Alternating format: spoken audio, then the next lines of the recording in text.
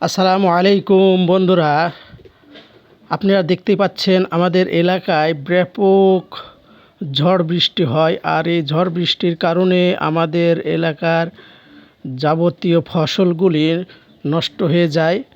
বিশেষ করে ধান, পান, পুকুর, এই সমস্ত জাগর ফসল রয়েছে। এই সমস্ত ফসলগুলি খুবই ক্ষতিগ্রস্তর মুখে রয়েছে।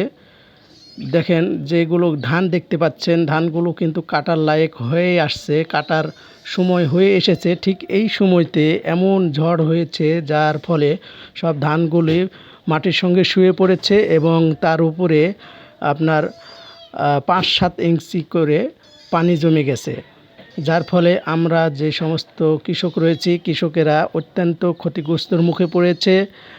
আমরা যে অবস্থায় আমরা বর্তমান অবস্থান করছি, যাতে করে দেখছি যে আমাদের যে খরচ হয়েছে সেই খরচগুলি বিশেষভাবে খরচ যা হয়েছে সবগুলিই আমরা মনে করি যে আমরা একটা বড় লোকসানের দিকে যাচ্ছি। তো কে কোথা থেকে দেখছেন অবশ্যই